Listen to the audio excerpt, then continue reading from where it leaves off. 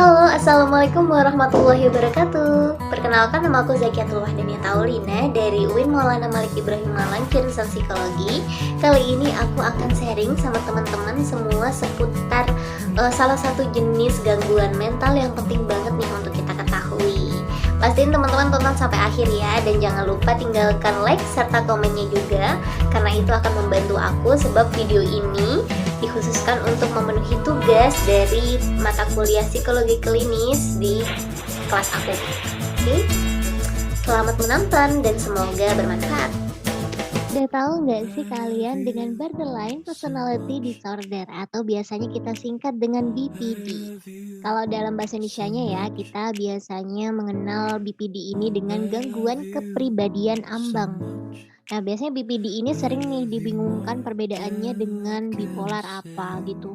Tapi tentunya teman-teman gak asing lah ya, karena udah banyak banget seseorang yang self-diagnose, mengaku-ngaku mengglorifikasi dirinya sebagai penyandang dari BPD, padahal belum didiagnos secara profesional. Nah, kali ini kita akan bahas agar teman-teman punya awareness ya, bisa mengidentifikasi diri dan tidak lagi melakukan self-diagnose itu. Karena sebenarnya BPD ini teman-teman, kalau menurut dari Akin, Kus, dan Katin di 2017 merupakan sebuah gangguan kepribadian yang sering banget ditemui dalam praktik layanan psikiatri maupun psikologi. Jadi memang banyak ya yang mengalami lah ya atau menjadi pejuang dari BPD ini. Dan kalau misalkan kita berpacu nih sama pendapatnya Bateman dan Krawitz, ini ada alasannya juga kenapa disebut sebagai kepribadian ambang gitu. Karena memang seseorang yang mengalami BPD ini gak bisa gitu disebut sebagai kriteria neurosis, tapi juga gak bisa disebut sebagai kriteria psikosis. Jadi dia berada di ambang antara neurosis dan psikosis gitu. Itu fun fact-nya teman-teman. Dan pastinya nanti kita akan bahas lebih lanjut tentang gejala seperti apa yang akan dialami orang yang memang mengalami BPD ini, simptom-simptomnya gitu ya. Kemudian penyebabnya apa dan gimana cara kita menanganinya gitu. Yang pastinya bakal bantu teman-teman banget buat evaluasi gitu teman-teman, diri teman-teman ataupun melihat sekeliling teman-teman, orang-orang di sekitar teman-teman gitu. Mungkin yang memiliki gejala yang mirip dengan BPD ini, agar nanti kita lebih bijaksana dalam membantu orang-orang sekitar kita ataupun diri kita sendiri gitu. Langsung aja nih ya, sebelum kita bahas lebih lanjut lagi, alangkah lebih baiknya kita mengetahui definisinya gitu ya, agar kita satu pemahaman apa itu BPD. Nah, BPD ini merupakan gangguan mental yang serius yang mempengaruhi perasaan dan cara berpikir penderitanya. Kondisi ini ditandai dengan suasana hati dan citra diri yang senantiasa berubah-ubah atau nggak stabil dan sulit banget dikontrol, serta perilaku yang impulsif. Jadi memang dari definisinya kita udah bisa merasakan ya dan memahami lah ya bahwa memang ini bukan gangguan mental yang main-main. Karena kalau dari banyak research, BPD ini juga sangat amat mempengaruhi orang-orang yang di sekitarnya gitu. Tidak hanya merugikan diri sendiri, tapi juga kadang merugikan orang sekitarnya ketika tidak bisa dikontrol atau tidak bisa diobati gitu. Makanya kalau teman-teman udah punya gejalanya, harus nih kita coba untuk melakukan upaya-upaya terapi atau upaya-upaya pencegahan juga gitu ya, atau penanganan juga. Maka dari itu selanjutnya kita akan membahas lebih lanjut tentang gejala dari BPD ini. Tapi ingat, jangan self-diagnose ya teman-teman, ini hanya untuk identifikasi diri agar nantinya teman-teman yang merasa kayaknya aku punya nih simptom-simptom seperti ini. Nah, bisa tuh jadi referensi penguat teman-teman untuk akhirnya melakukan konsultasi pada tenaga profesional gitu. Nah, yang pertama, gejalanya seseorang BPD pasti merasakan fear of abandonment. Nah, fear of abandonment ini merupakan sebuah ketakutan gitu ya atas perasaan ditinggalkan atau ditolak gitu. Sehingga biasanya outputnya atau perilakunya yang dikeluarkan adalah obsesif. Dan kalau tidak obsesif ya pasti posesif gitu. Jadi dia selalu mengeluarkan kegiatan yang tidak ingin dilupakan gitu ya, tidak ingin diabaikan, selalu ingin ada, selalu ingin diperhatikan gitu.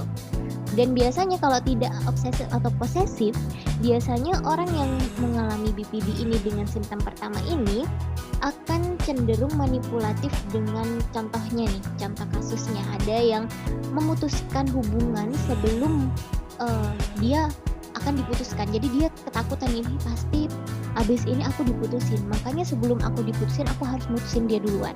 Biasanya kegiatan ini diimbangi atau diiringi ya dengan terlebih dahulu mencari orang baru sebelum dia memutuskan hubungan itu. Jadi memang dia tidak ingin merasa sendiri gitu.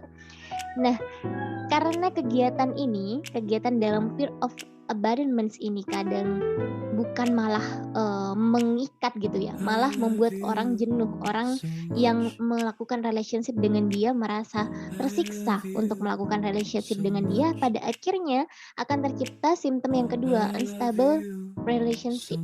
Di mana unstable relationship ini ciri-cirinya di hubungannya intens banget tapi dalam waktu yang sebentar doang gitu.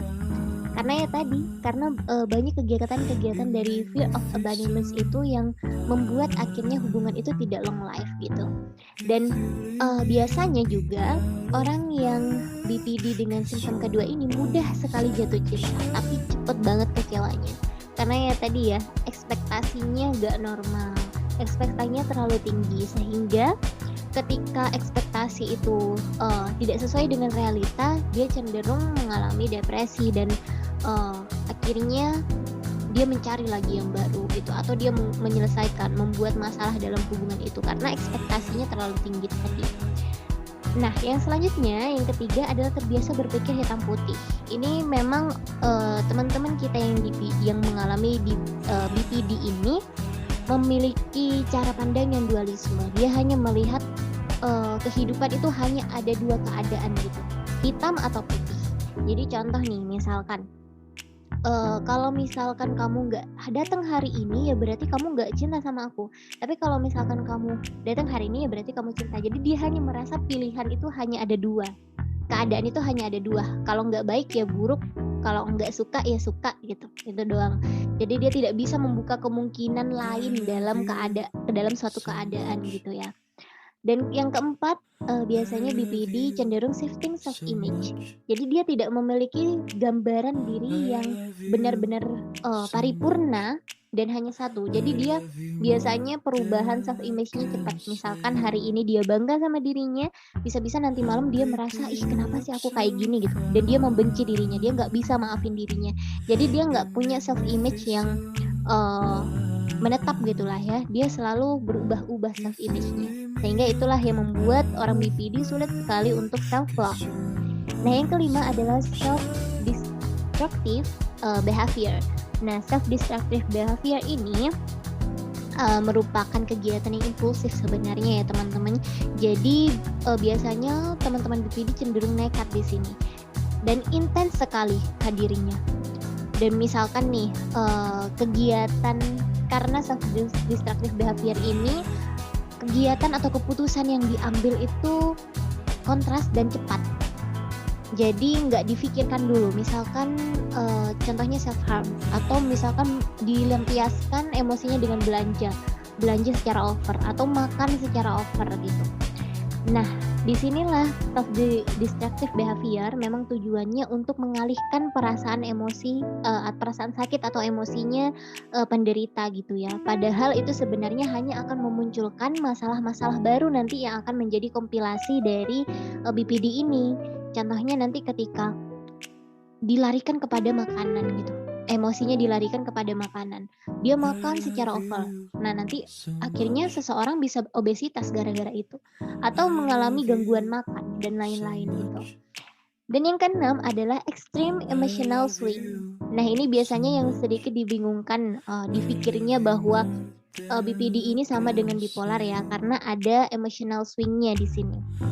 Padahal memang ini berbeda ya teman-teman, dengan bipolar berbeda banget karena perubahan emosinya cepat banget dan triggernya atau hal pemicunya itu hal-hal kecil banget, hal-hal dalam keseharian yang seharusnya itu nggak usah direspon dengan sebegitu emosionalnya gitu ya. Tapi orang-orang BPD biasanya bisa sangat marah hanya karena masalah-masalah yang sebenarnya itu nggak perlu dipermasalahkan gitu. Makanya itu disebut sebagai extreme emotional swing. Kemudian selanjutnya yang ketujuh adalah terus-menerus merasa kosong. Jadi memang tentunya teman-teman pernah lah ya merasa kosong, tapi yang dialami oleh teman-teman BPD itu terus-menerus, sehingga ketika dia melakukan kegiatan yang tujuannya untuk mungkin self-care atau melakukan hal yang dianggap ini bisa menjadi pelampiasan gitu ya. Misalkan contohnya dia melarikan masalahnya dengan hobi, atau misalkan yang negatif dia mengalihkan masalahnya dengan minum minuman keras atau misalkan mengkonsumsi narkoba. Nah, itu harusnya bisa memberikan dia semangat instan atau kebahagiaan instan gitu ya, yang secara cepat gitu. Tapi itu nggak bisa dia rasakan karena memang mereka merasa kosong, mereka melakukan segala kegiatan itu tidak tahu maknanya apa gitu. Nah, itu dirasakan secara terus-menerus gitu.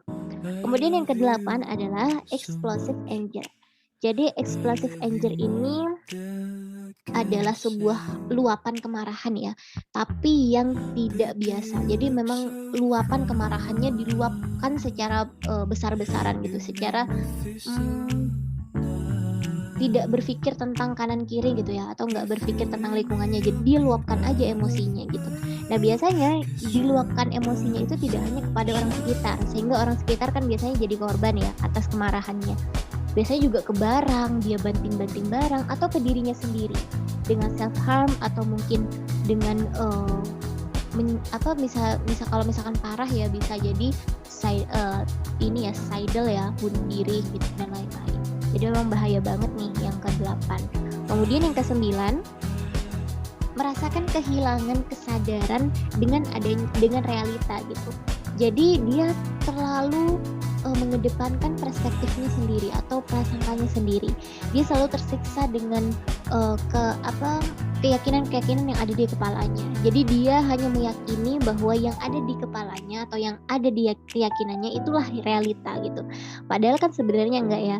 Karena kita tidak bisa mind reader gitu, nggak bisa membaca pikiran orang. Nah, tapi teman-teman yang BPD selalu merasa bahwa apa yang dipikirannya itu benar, sehingga itu sangat menyiksa dirinya gitu. Nah, 9 gejala ini teman-teman biasanya sangat mengganggu keseharian gitu, sehingga memang lebih parahnya lagi, makanya tadi dikatakan bahwa gangguan mental ini gangguan yang ekstrim, karena selain mengganggu keseharian juga kadang bisa membawa seseorang menuju suicidal gitu atau bunuh diri gitu.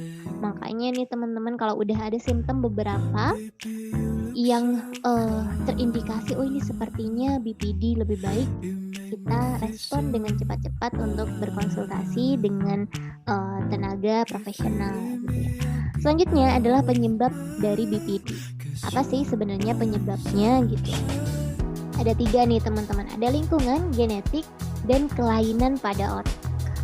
Jadi memang teman-teman pastinya udah merasa ya, kalau misalkan lingkungan itu sangat mempengaruhi kita. Seperti contohnya di dalam keluarga gitu, pola asuh atau kejadian-kejadian penting di dalam keluarga gitu. Kekerasan di dalam rumah misalkan hanya dilihat aja itu udah bisa bikin trauma biasanya. Makanya memang sejumlah tokoh, sejumlah profesor di bidang psikologi maupun psikiatri menyatakan bahwa lingkungan itu faktor yang paling penting yang diduga untuk berperan dalam menimbulkan gangguan kepribadian ini gitu. Kemudian genetik. Nah, kalau dari beberapa penelitian memang dapat diturunkan. Pasti segala masalah gangguan mental gitu itu juga berpotensi besar untuk diturunkan pada anak dan cucunya gitu ya. Jadi kalau misalkan orang tua kalian memiliki BPD, mungkin bisa nih langsung kalian melakukan preventif dengan langsung ngobrol sama psikolog atau psikiatris sebagai penanganan gitu ya, atau pencegahan.